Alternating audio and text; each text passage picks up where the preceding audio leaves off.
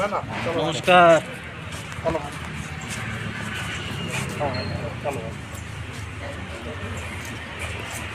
Lunch చేసి congratulation sir. 2 సంవత్సరాలు మీ విజయ పాలనపై ఒక స్మాల్ ఇంటర్వ్యూ. Thank you.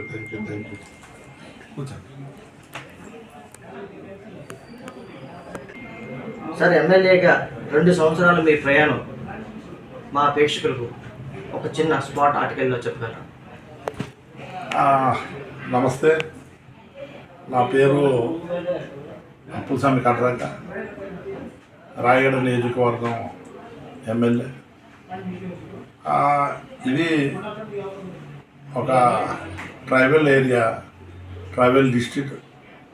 ఇక్కడ 75% ఆదివాసీలు ఉన్నారు. 5th schedule area. దీంట్లో మనకి డెవలప్మెంట్ అవుతుంది చెయ్యాలంటే ఎడ్యుకేషన్, హెల్త్, మరియు గమనాగమనం, తర్వాత మనకి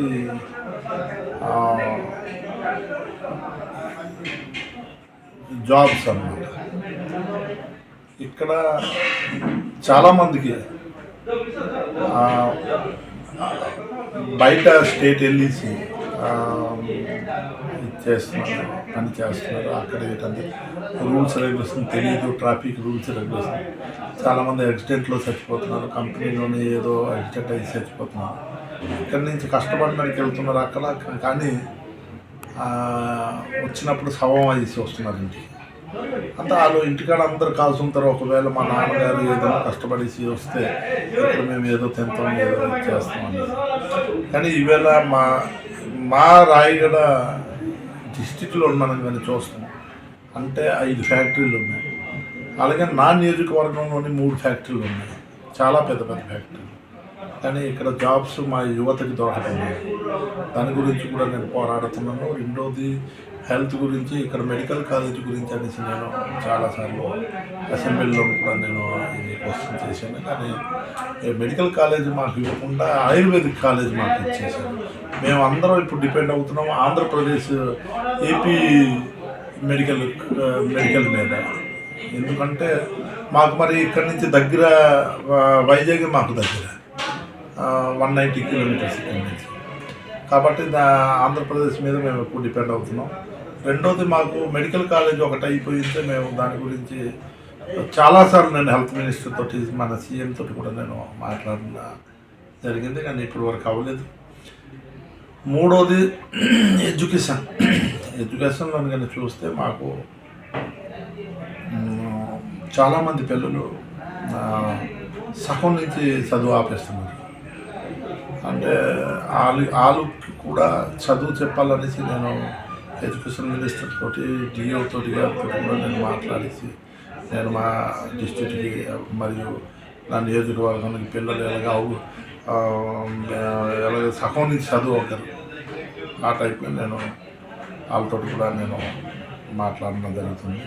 సార్, ఇప్పుడు 2 రాష్ట్రాల్లో డబుల్ ఇంజన్ సర్కార్ హవా కొనసాగుతుంది. అలాంటిది ఒక కాంగ్రెస్ ఎమ్మెల్యేగా మీ నియోజకవర్గాన్ని అభివృద్ధి పరచుకోవడానికి ఎలాంటి ప్రణాళికలు చేపట్టారు? చూడండి, ఇప్పుడు మా దీంట్లో లేము, మేము రూలింగ్లో లేవు. కాబట్టి మాకు కొంచెం అభివృద్ధికి కొంచెం కష్టపడవలసి వస్తుంది. కాంగ్రెస్ అనేసి కొంచెం మాకు అభివృద్ధి చేయడానికి కొంచెం ఛాన్స్ ఇవ్వటం లేదు. ఇప్పుడు చూద్దాం డబుల్ ఇంజిన్. ఆ డబుల్ ఇంజిన్ ఇక్కడ చూస్తే వాళ్ళు ఏటి పని చేస్తున్నారో ఏటో నాకు తెలియదు.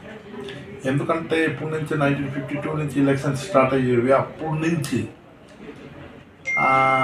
ఇప్పుడుకి డబుల్ ఇంజిన్ అంతే. బీజేపీ రాష్ట్రం నుంచి ఫస్ట్ సారి గెలిచింది.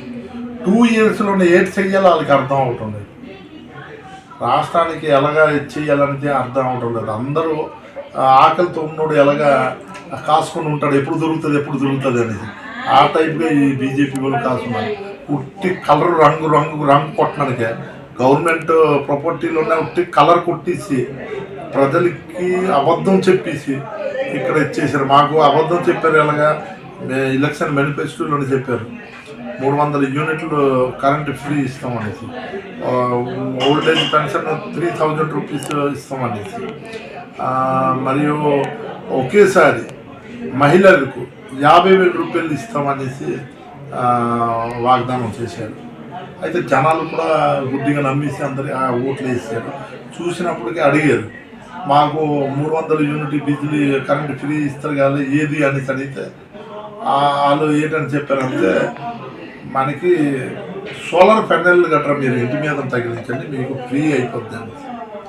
కానీ అదన్నీ ఒకటినే. రెండోది 3,500 ఇస్తామంటే ఆ 3,000 రూపాయలు ఓల్డ్ ఏజ్ పెన్షన్ ఇస్తున్నారు. దాంట్లో కూడా చిన్నది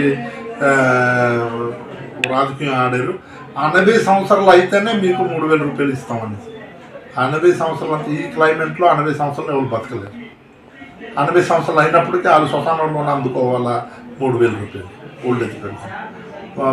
రెండోది, మూడోది లాస్ట్ ఒకేసారి 50,000 రూపాయలు మహిళలకు ఇస్తామన్నారు. కానీ మహిళలకు ఒకేసారి ఇవ్వలేదు. 6 నెలలకి 5,000 రూపాయలు ఇస్తామన్నారు. అంటే 5 సంవత్సరాలకి 50,000 రూపాయలు వాళ్ళకి అవుతుంది. అలాగే ఇస్తామంతా కోడి పిల్లలు కొంతనే 5,000కి అయిపోతుంది. మరి వాళ్ళు ఎప్పుడు అభివృద్ధి అవుతారు, ఎప్పుడు మహిళలు డెవలప్మెంట్ అవుతారు? అలాంటి సర్కార్ ఈ డెవలప్మెంట్ సర్కార్. మీ రాష్ట్రం నుంచి వలసలు వెళ్ళి అటు నుంచి సవాలయ్యి వస్తున్నారు అంటున్నారు. వాటిని అరికెట్టేందుకు మీరు ఏమైనా ప్రణాళికలు తీసుకుంటారా? అంటే ఒక ఎమ్మెల్యే స్థాయిలో మీరు వెళ్ళి అడిగితే ఆ ప్రణాళిక ఇంప్లిమెంట్ అవుతుందని మీరు ఆశిస్తున్నారు? యాక్చువల్లీ చూడండి, ఒక మీటింగ్లో వచ్చారు మన సుభద్ర యోజన అనేసి, ఏదో 50,000 రూపాయలు ఇస్తాను అనేసి మహిళలకు వాగ్దానం చేశారు కదా, దాన్ని ఓపెనింగ్ చేయడానికి అనేసి మన సీఎం గారు వచ్చారు, గవర్నమెంట్ సీఎం గారు. అతను ఆ రోజు చెప్పేది ఏంటంటే, నేను ఆ స్టేజ్లోని క్వశ్చన్ వేస్తే దాంట్లో చెప్పేది ఏంటంటే 80% లోకల్ పిల్లలకి జాబ్ ఇవ్వాలని. వాళ్ళు ఎడ్యుకేషన్ ప్రకారంగా 80% లోకల్ పిల్లలకి జాబ్ ఇవ్వాలని. కానీ కంపెనీలు లోకల్ ప్రకారం చూస్తే లోకల్ ప్రకారం పిల్లలకి ఇవ్వడం లేదు. అవుట్ సైడ్ వాళ్ళకి చాలామందికి ఇస్తున్నారు, లోకల్లో ఒక 10 మంది 20 మందికి ఇచ్చేసి చేతులు ఎత్తేస్తున్నారు. నేను దాని గురించి కూడా ఫైట్ చేస్తున్నాను. తప్పకుండా మనకి ఆ వలస ఎల్లరు అది గురించి కూడా చాలా ప్రయత్నిస్తున్నాను. అది మా గౌరవమైన ఎంపీ గారు, అతను కూడా చాలా ఇది అవుతున్నారు, సప్తగిరి శంకర్ ఓకే గారు అనేసి అతను మా ఎంపీ గారు, అతను కూడా చాలా కష్టపడుతున్నారు. మేమందరం కలిసి ఆయనకి ఎలాగా తగ్గుతుంది అనేసి మేము ఆలోచిస్తున్నాం. ఈ గిరిజన ప్రాంతాలు, గ్రామాలు ఈ 2 సంవత్సరాల్లో మీ పరిధి వరకు ఎంతవరకు అభివృద్ధి పరిచారు? చూడండి, చాలా మంది అభివృద్ధి పొందారు మా గిరిజన ప్రాంతంలోనే. ఏంటంటే మాకు, నేను కూడా ఒక గిరిజన జాతికి చెందినోడిని. కానీ ఒకటి ఏంటంటే, ప్రజలు మా ఊళ్ళు ఏంటంటే ఒకడు గుడ్డిగా చెప్తే మా ఊళ్ళు గుడ్డిగా నమ్మేస్తారు, ఎందుకంటే మా బ్లడ్డే అంత. కానీ మాకు అందరూ ఊడుకుంటున్నారు మా ప్రజలకి. కానీ అభివృద్ధి చేయడానికి అందరూ చూడటం లేదు. నేను చాలామందికి శిక్ష అవుతుంది మనకి ఫస్ట్. కానీ ఎడ్యుకేషన్ లేకపోతే మనం ఇప్పుడు ఫైట్ చేయలేమనేసి నేను ప్రతి ఊరు వెళ్ళేసి నేను మా గిరిజన వాళ్ళకి చెప్తున్నాను. ఎందుకంటే ఎడ్యుకేషన్ లేదు అంటే మాత్రం మనం ఏది చేయలేము. ఈవేళ కూడా మీరు చూడండి, ఢిల్లీ జంతర్ మంతర్లోనే మా భారతదేశంలోని ఎంతోమంది పోరాడారు ఈ education minister neat paper leak గురించి. అంటే అందరూ ఎడ్యుకేటెడ్ పిల్లలు అనేసి ఈవేళ గవర్నమెంట్ కూడా వంగింది, లేదంటే గవర్నమెంట్ వంగుతుంది. ఈ గవర్నమెంట్ అవుతుంది సూట్ బూట్ సర్కార్. ఈ నరేంద్ర మోడీ టీ అమ్మినోడికి యాక్చువల్లీ మనం గ్లాస్ పట్టించాలి, మనం వాడికి దేశమే పట్టించాం. ఆడు ఏడు చెయ్యాలి ఆడు తెలియటం లేదు. 2 గుజరాత్ వాళ్ళు దేశం అమ్ముతున్నారు, 2 గుజరాత్ వాళ్ళు దేశం పొందుతున్నారు. ఎవరు? నరేంద్ర మోదీను అమిత్ షా దేశం అమ్ముతున్నారు, అంబానీ అదానీ దేశం పొందుతున్నారు. అది అన్నమాట మన దేశం పరిస్థితి, ఈ డబుల్ ఇంజిన్ పరిస్థితి. మనకి మన అన్న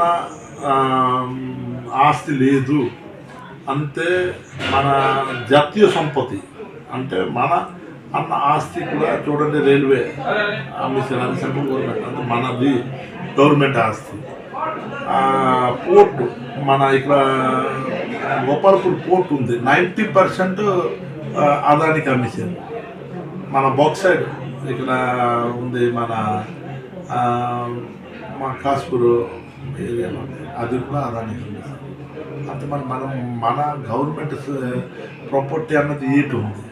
అంటే ప్రభుత్వం అమ్మకాలు చేపట్టడం అనేది జవాబుదారు తరగడం పెరగడం, ప్రొడక్షన్ వాల్యూ పెరిగితే వాల్యూస్ తర్వాత ఎంప్లాయ్మెంట్ కూడా పెరుగుతుందని ఆలోచన. అంటే నిర్లక్ష్యం వహించే వారు ఉపాధి లేకుండా ఉంటుంది కాబట్టి వాళ్ళని మంచి యువతని తయారు చేసి కంపెనీలకి ఇవ్వగలిగితే మంచి ప్రొడక్షన్ వస్తుంది అనేది ప్రభుత్వ ఆశయం. అవునండి, నేను ఇప్పుడే ఒక మాట చెప్పాను, కానీ మన దేశం ప్రధాని కానీ ఆ ప్రకారం ఆలోచిస్తుంటే బాగుంది. మన డాలర్కి మన రూపీస్కి ఎంత పడిపోయింది. ఇథనాల్ ఆయిల్ అమ్ముతున్నాను. అమిత్ షా కొడుకు T20 బయట ఏంటన్నది తెలియదు,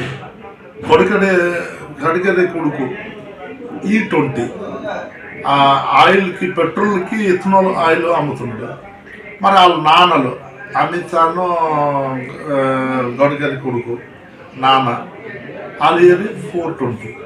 దేశానికి ఇలా దోచుకుని ఉంటే మరి ఎక్కడ అభివృద్ధి చెందుతుందండి. ఇప్పుడు మేము ఒక మాట చెప్తున్నాం, కాంగ్రెస్ గవర్నమెంట్ వస్తే తప్పకుండా దేశం ముందు ఎలాగ నడుస్తుందో అలాగా అభివృద్ధి చెందుతుంది. వీళ్ళు వస్తే ఓన్లీ అంబానీ అదానే బాగుపడతారు, కానీ మళ్ళాంటి పేద ప్రజలు ఎప్పుడు బాగుపడరు. మధ్య తర్వాత ప్రజలు మాత్రం ఎప్పుడు కూడా బాగుపడ్డాయి. వీళ్ళు చేసిన జిఎస్టీ అవని, గబ్బర్ సింగ్ ట్యాక్స్ అవని, మరి ఎన్ని బ్యాంకులోనే తీస్తే డబ్బులు కట్ అవుతుంది, వేస్తే డబ్బులు కట్ అవుతుంది. ఇవన్నీ ఈ ప్రకారం చేస్తే మరి మా మధ్యతరగతి ప్రజలు ఎక్కడ బాగుపడతారండి. కాబట్టి ఈ ప్రభుత్వం ఉన్నంత వరకు మాత్రం మా గిరిజన వాళ్ళు మాత్రం ఇప్పటి వరకు చాలామంది బాగా పడలేదు, పడరు అనేసి కూడా నేను అనుకుంటున్నాను. నేను మొన్న మీ మీడియాలోనే నేను చూస్తున్నాను, ఇక్కడ జియో ఒకటి కాదు, మన